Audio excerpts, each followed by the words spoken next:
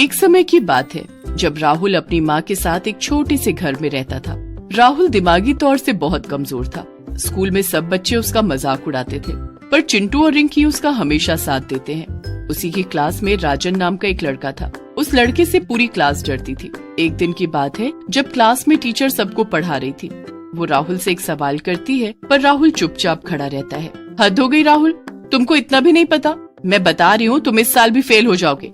कल के कल अपनी मम्मी को स्कूल लेकर आना, समझे? टीचर इतना कहकर बाहर चली जाती है और उसके जाते ही बच्चे राहुल का मजाक बनाने लगे। अबे क्या वो ही करता रहेगा जिंदगी भर? मैम चली भी गई, जब देखो वो पर इसकी सुई अटक जाती है। राजन की बात सुनकर सब बच्चे राहुल पर हंसने लगते हैं। राहुल खड़ा खड़ा रोने लगता है।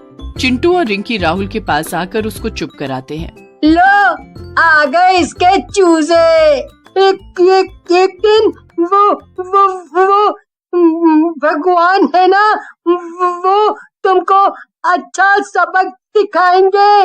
ओहो, आज तो तेरी जुबान चल पड़ी। तू मुझे जरा बाहर मिल। राजन स्कूल के बाद राहुल और उसके दोस्तों का गेट पर ही इंतजार करने लगता है। जैसे ही वो तीनों आते हैं, राजन पैर अड़ाकर राहुल को नीचे गिरा देता है। राहुल की कोहनी छिल जाती है और वो रोने लगता है। तीनों बच्चे डर जाते हैं। मम्मी बहुत दर्द हो रहा है। देखा, मुझसे पंगे लेने का नतीजा। अभी हाथ टूटा है, पर कल पैर भी टूट सकते हैं। इसीलिए मेरे सामने आगे से मुंह मत खोलना। और तुम दोनों इसके चूजे, तुम दोनों भी कान खोलकर सुन लो ये बात। वो कभी डर कर अपने घर भी इस बात का जिक्र नहीं करते थे।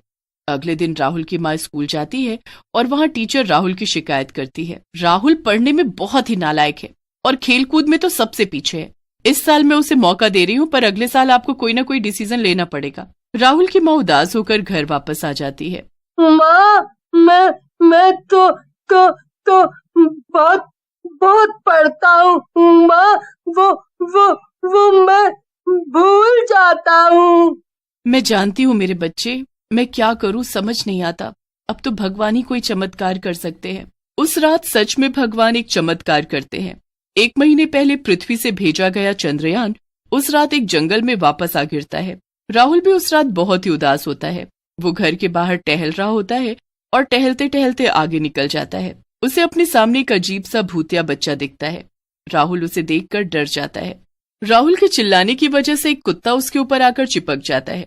भूतिया बच्चे से राहुल की ये हालत नहीं देखी जाती। वो अपना हाथ उठाता है और एक उंगली सामने की तरफ करता है। उस उंगली से तेज रोशनी निकलकर सीधा कुत्ते की आंखों में जाती है।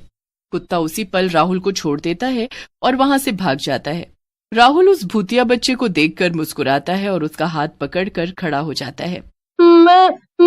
मेरा नाम राहुल है। तुम्हारा नाम क्या है?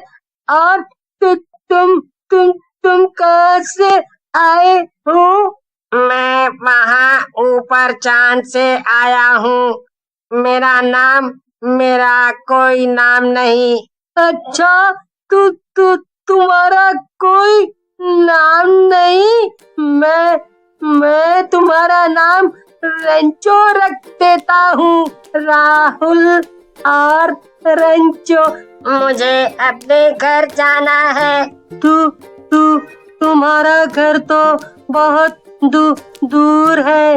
अभी तुम मेरे साथ चलो। यहाँ तुमको कोई पकड़ लेगा। हम कल तुम्हारे माँ बाप को ढूंढेंगे। राहुल उस भूतिया बच्चे को अपने घर ले आता है और अपनी माँ को आवाज देता है। राहुल की माँ जैसे ही कमरे से बाहर आती है तो उनके होश ही उड़ जाते हैं। ये तू किसके साथ खड़ा है? दूर हट उसके पास से। माँ ये अच्छा है, इसने मुझे कुत्ते से बचाया। क्या? इसने तुझे कुत्ते से बचाया? पर यहाँ पहुँचा कैसे? जो चंद्रयान उस दिन पहले पृथ्वी से चांद पर गया था, मैं उसमें एक दिन बैठ गया और गलती से पृथ्वी पर आ गया। मुझे माँ के पास जाना है। राहुल की माँ भूतिया बच्चे को अपने पास बुलाती है और उसे गले से लगा लेती है। अब तुम दोनों जाकर सो जाओ, कल हम तुम्हारे माँ बाप को ढूंढेंगे, ठीक है? दोनों बच्चे जाकर कमरे में सोने लगते हैं। फिर भूतिया बच्चे की नजर टेबल पर पड़े एक प्रोजेक्ट पर पड़ती है। ये मेरा प्रोजेक्ट है, मुझसे बन ही नहीं रहा। कल कल कल टीचर बहुत डांटेंगी मुझे।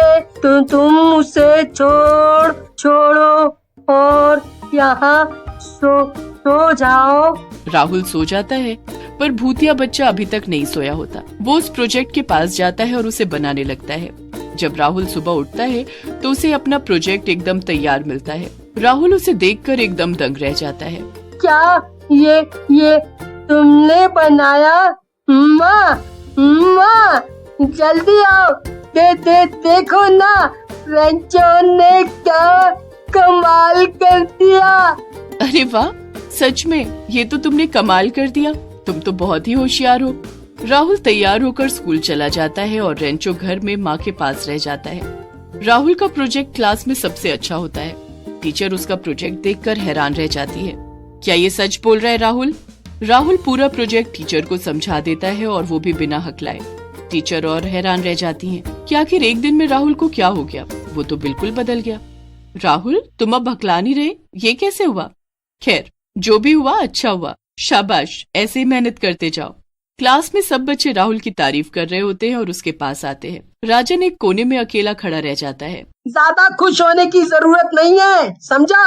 अगले हफ्ते कबड्डी का मैच है, हिम्मत है ना तो उसमें मुझे हरा कर दिखा। बड़ा आया हीरो बनने। राहुल को उसके दोस्त समझाते हैं कि ये उसने गलती कर दी, पर फिर राहुल उनको बोलता है, अब मुझे पहले जैसे डर ही नहीं लगता और आज मैम ने जो मुझे पढ़ाया, मुझे पहली बार सब एक बार में समझ आ गया। पता ही नहीं क्या हो रहा है मेरे साथ। बस तुम कुछ गलत मत कर देना। राहुल घर जाता है और जाते ही अपनी माँ और रेंचो को स्कूल की सारी बात बताता है। रेंचो राहुल की बात सुनकर खूब हंसता है। ये तो बहुत अच्छी बात है। सब बहुत खुश होते हैं। अगले हफ्ते राहुल और राजन के बीच कबड्डी मैच होता है। उसमें राहुल की माँ भी जाती है और रेंचो को भी अपने साथ मास्क लगाकर ले जाती है ताकि उसे कोई देख ना पाए। वहाँ दोनों के बीच जबरदस्त मैच होता है। दूर बैठा रेंचो राहुल की पूरी मदद करता है और राहुल मैच जीत जाता है। राहुल पूरे स्कूल का हीरो बन जाता है।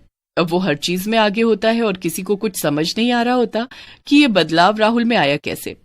राजन को शक होने लगता है और वो रात को राहुल के घर में चुपके से झांकने लगता है। वहां रेंचो को देख उसके होश उड़ जाते हैं।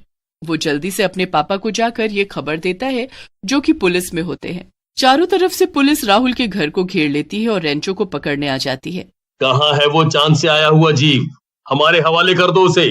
यहाँ कोई भी नहीं है, सच बोल रही हूँ मैं। पुलिस अंदर जाकर पूरा घर ढूंढती है तो भूतिया बच्चा एक अलमारी के पीछे छिपा हुआ मिल जाता है।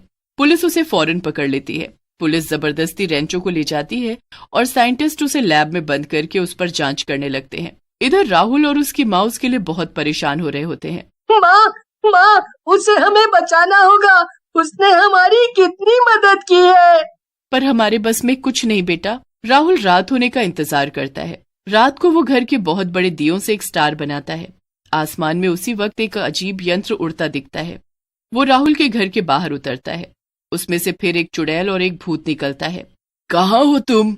कहाँ हो? देखो हम आ गए। चुड़ैल और भूत को देख राहुल और उसकी माँ समझ जाते हैं कि वो रेंचो के माता पिता हैं। वो दोनों डरते हुए घर के बाहर आते हैं। मैं आपके बेटे का दोस्त हूँ। आज उसे पुलिस पकड़ कर ले गई। क्या वो इतने दिन तुम्हारे साथ था? भूतिया बच्चे के माँ बाप राहुल के साथ लैब जाते हैं। वो अपने जादू से उसे आजाद करके बाहर ले आते हैं। अब हमें जल्दी चांद पर वापस जाना होगा। यहाँ हमारे लिए खतरा है। चलो जल्दी।